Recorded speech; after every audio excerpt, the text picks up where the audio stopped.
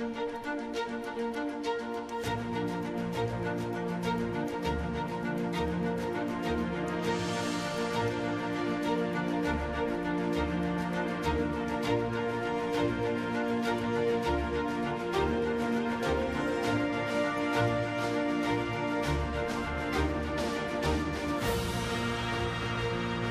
morning. Thank you so much for joining us today for Face the State. I'm Tracy Townsend.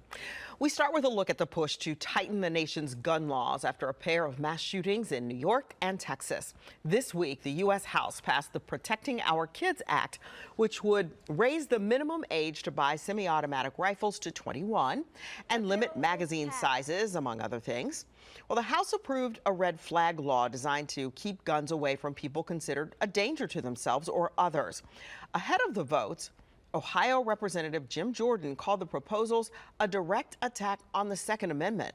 They want to take away people's Second Amendment rights. And Mondaire Jones, a colleague of ours, said in the committee hearing last week, if this bill doesn't pass, we will end the filibuster, we will expand the Supreme Court, we will do whatever it takes to get people's Second Amendment rights limited. The hodgepodge piece of legislation that's on the floor today, a combination of 6 bills, in short, tells Americans, law-abiding American citizens, when they can buy a firearm, what kind of firearm they can get, and where and how they have to store it in their own darn home. Direct attack on Second Amendment rights. The legislation on the floor tomorrow, as Richard mentioned, this red flag legislation is so dangerous. I mean, the idea that someone who doesn't like you can file a complaint within 24 hours, there is a hearing. You're not allowed to be at that hearing. You're not allowed to confront your accuser, and they can take away your Second Amendment rights is as wrong as it gets. The House votes were largely along party lines. The Democrats pushed for their Republican colleagues to unite on this issue. The overwhelming consensus of our caucus, of gun safety advocates, and of the American people is that getting something real done on gun violence is worth pursuing, even if we cannot get everything that we know we need. The work of curing our nation of mass shootings will continue well after this debate concludes. But at this moment, we have a moral obligation to try for real progress, because taking tangible steps to reduce gun violence is critically important. We cannot continue to be the only country in the world where we let gun violence happen again and again and again. I was very proud of the bipartisan work that was done to pass this legislation. Of course, we're prayerful about what the Senate may come up with and are eager to hear what that is and to work together with them to turn it into the law of the land to protect the children. It's always, as I say, of, by, and for the children. Ohio's gun laws are about to change. Tomorrow, Senate Bill 215 takes effect, which allows concealed carry without a license. But the Franklin County Court of Common Pleas and the Franklin County Sheriff's Office sent out a warning that guns are still not allowed in courthouses. Under the new law, you won't need a permit or training to concealed carry a handgun, but you will need to be 21 or older and legally allowed to carry. And you won't have to promptly inform a police officer if you have a gun. $58 million is going to cities across Ohio. Governor Mike DeWine says the goal is to cut down on crime and violence. Every weekend in cities across this state, we are seeing young people who are getting shot. The money will go to law enforcement agencies over the next few months. The governor says those agencies will decide how to spend their money. But above all, the governor says focus should be on locking up repeat offenders of violent crime.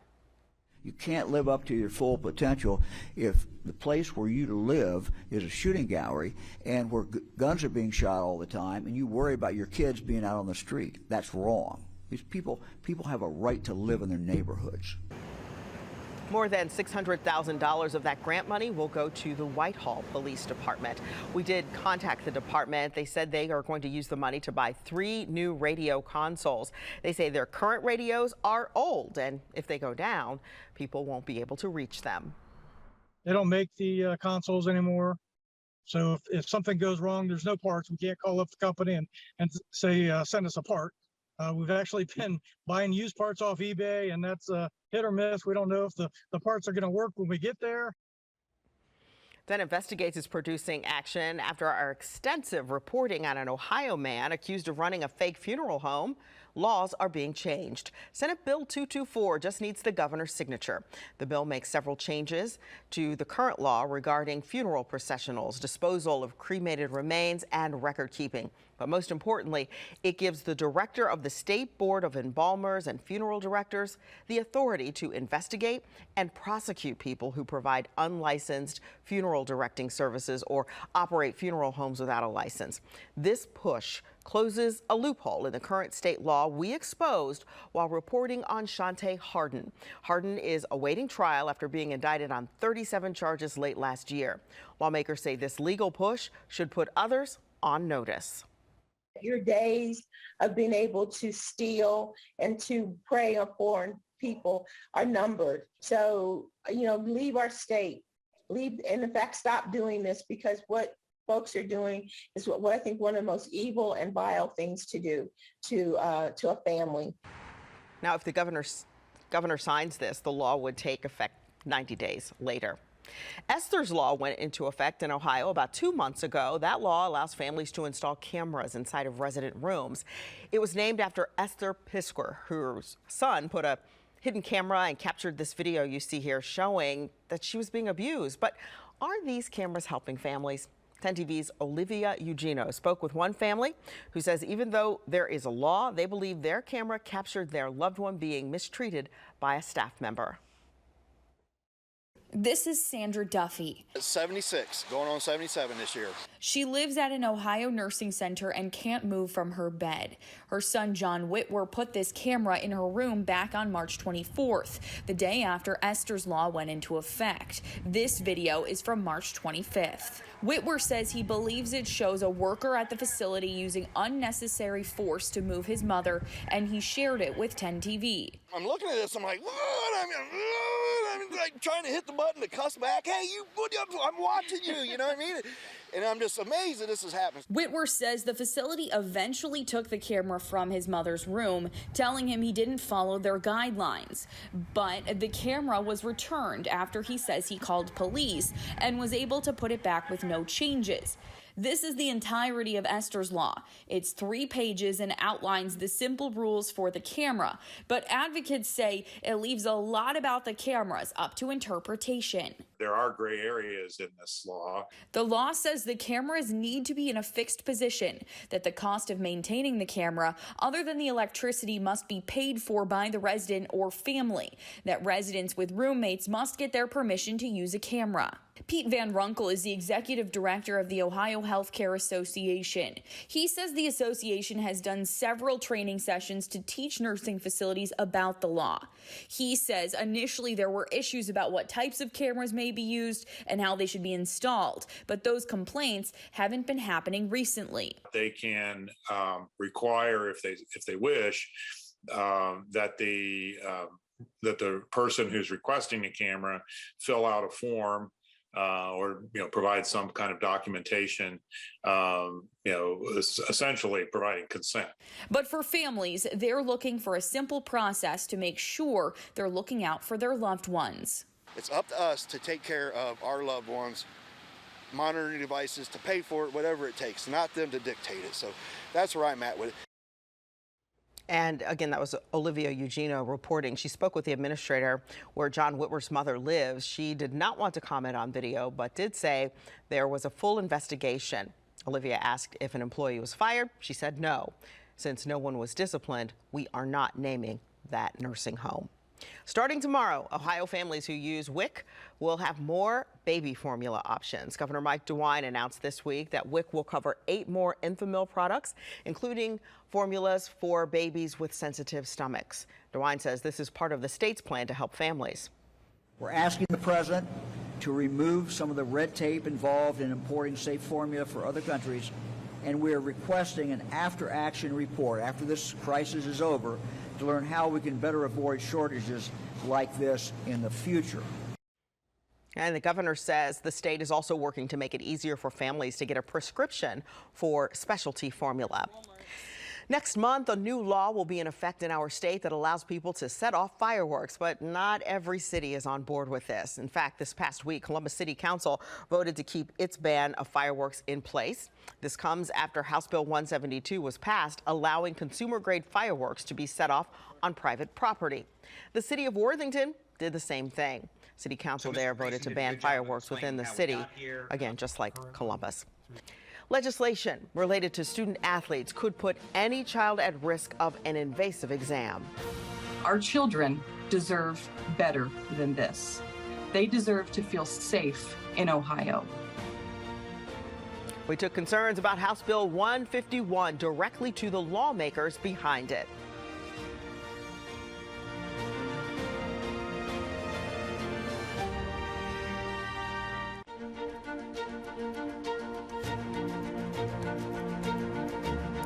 It's horrific, outright disgusting legislation that threatens the physical and emotional well-being of Ohio's children. Ohio's House Democrats are calling out their colleagues, claiming a bill the Republicans just passed could harm all of Ohio's children. We are talking about House Bill 151, focusing on transgender student athletes. If there's a question about gender, the bill would require the physical exam of a child's genitalia. 10 TV's Brittany Bailey has a closer look. These are the tools of the trade we normally think of in school sports, but some are worried this also could become the norm. You can see that this needs to be put in and opened in such a manner that it can create a lot of discomfort to the patient. That's a speculum, and it's what's used to examine the female genitals.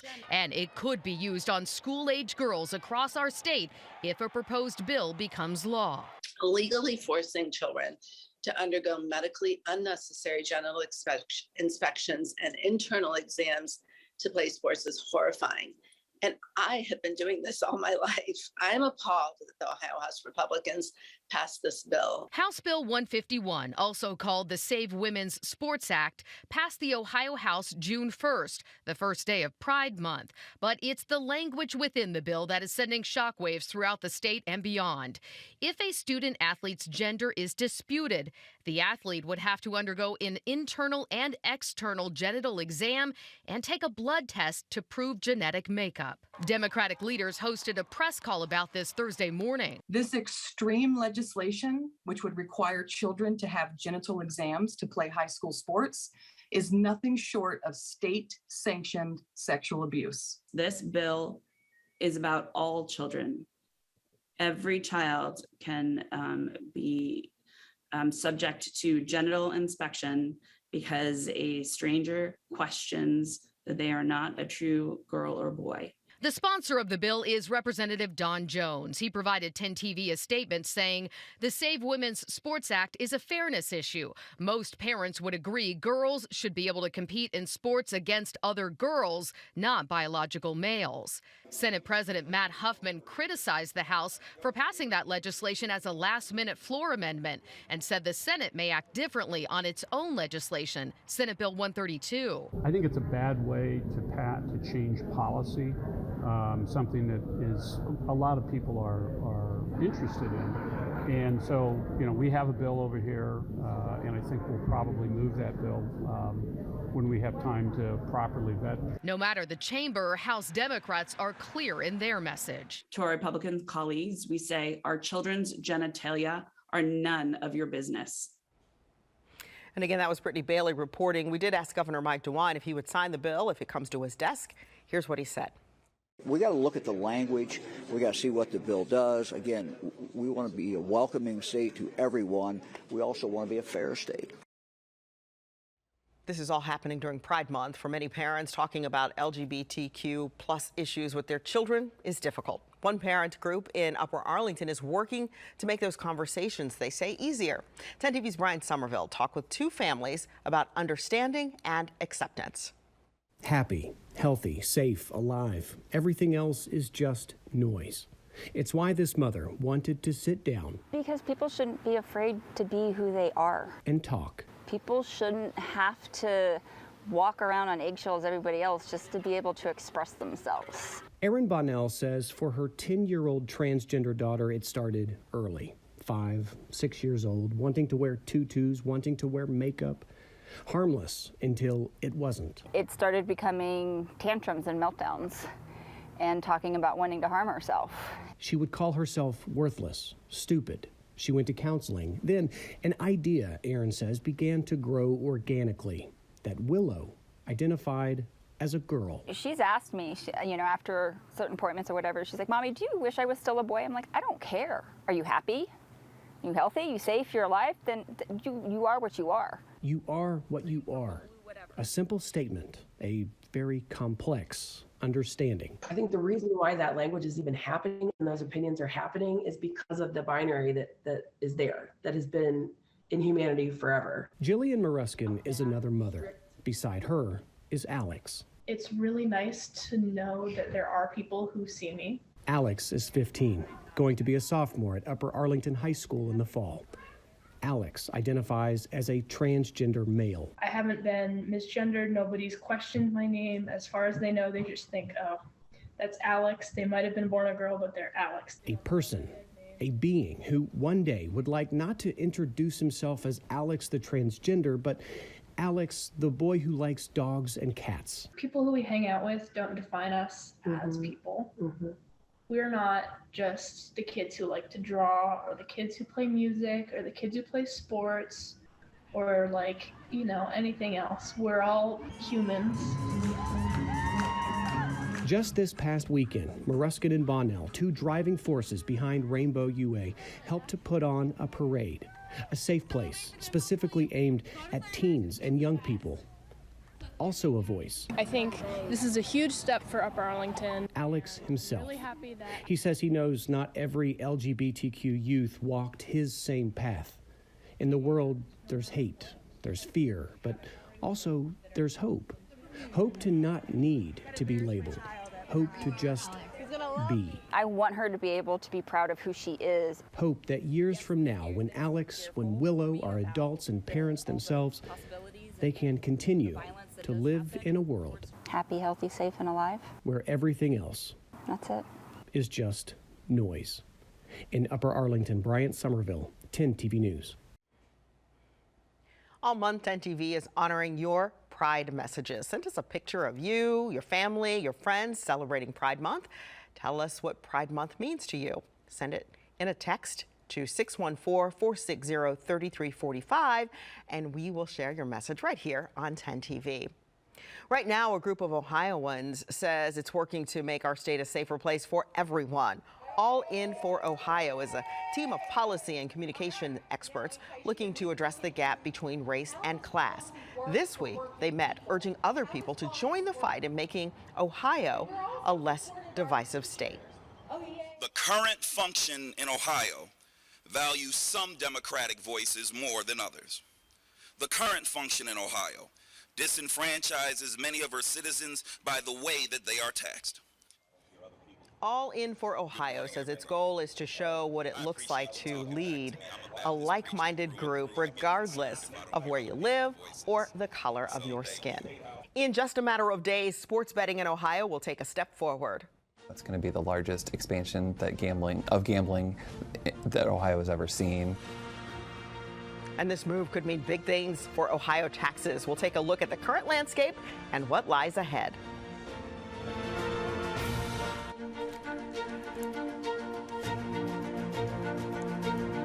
It was worth the wait. That was former Ohio State Senate President Larry Ophoff. He was officially honored with a new portrait in the State House this week. The event was delayed because of the COVID-19 pandemic, but Ophoff says he was more than honored to gather with lawmakers again. Well, this week, Ohio will start accepting applications from casinos, bars, or app companies interested in being involved in sports betting. Ohio's expansion into sports gambling is expected to eventually grow into a $3 billion industry, generating millions in tax money for the state each year. But Ohio is late to the game. Chief investigative reporter Bennett Haberly takes a look at the current landscape and what's ahead. Indiana legalized sports betting in 2019, meaning the state next door has been collecting money for years off sports bets being placed inside casinos or on smartphones. Sports wagers in Indiana totaled $360 million in April. That's $2.7 million in tax revenue for the state of Indiana for that month alone. Take a look at this. Indiana, Michigan, Pennsylvania, and West Virginia have all legalized sports betting. All have taken in additional tax revenue, millions each year. Ohio will soon join the fold in January of 2023, leaving Kentucky as the lone outlier, surrounded by other states that have expanded gambling to include sports gaming. It's not for lack of trying. Kentucky State Representative Adam Koenig sponsored a bill in the Kentucky legislature that would have legalized it there too, but the bill failed. So we are effectively surrounded, just like we are with casinos, with the exception of Tennessee. But for God's sakes, Tennessee doesn't even have the lottery or charitable gaming, and they have sports betting. So it's really a no-brainer. Not enough lawmakers supported it, he said, which means in a state with a rich history of wagers on horse racing, Kentuckians won't be able to bet on other sports, meaning additional tax dollars won't flow into state coffers. But it was largely based upon the American Gaming Association's estimates years ago that $2 billion was wagered illegally in Kentucky on sports every year. You said $2 billion with a B? I did. Wow. Yes. Wagering on professional or college sports here in Ohio won't start until January 1st. Ohio is expected to lose out on millions by not starting sooner. But Jessica Franks with the Ohio Casino Control Commission says her agency needs that time to process the applications, complete inspections, and ensure other compliance. So we know people are very excited about it, but again, we need the time that we need in order to make sure that we're doing this appropriately and to meet all of the very strict and detailed requirements that were laid out in the sports gaming law. Despite the positive news about the additional revenue for the state, there are some who would argue that Ohio's expansion into sports gambling should be closely monitored, and the expectations, to some degree, tempered. That's going to be the largest expansion that gambling that Ohio has ever seen, and it's the largest expansion of sports betting that any other state has done. So that aspect certainly gives me pause as to what this new wave might look like and who might be impacted by it. Derek Longmire is with the Problem Gambling Network of Ohio. His group is not opposed to expansion of sports gambling, but he says individuals need to monitor their own habits, and there's data to suggest there could be cause for some concern. We know from our statewide data, the last survey conducted in 2017, that of Ohioans who gamble, about 1 in 10 will develop a problem or are at risk for developing a problem. When we look specifically at sports betting, that goes from 1 in 10 to about 1 in 4. Longmire told me in Michigan, calls to the state's gambling helpline tripled once sports betting became legal. The ease of access with online betting, he says, could be a factor. So for whatever reason, sports betting has a much higher propensity for problematic behavior. So we want to make sure that people really are aware of what that impact can be. Ohio's bet that the expansion into sports gaming will draw in $24 million in tax revenue each year. In Columbus, Bennett Haberly, 10 TV News.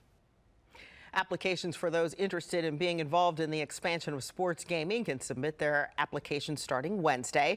The state has a list of more than 500 interested parties, from casinos to sports betting apps to bars, all of which are expected to participate. Well, we certainly thank you for joining us here on Face the State today, and we wish you a great week.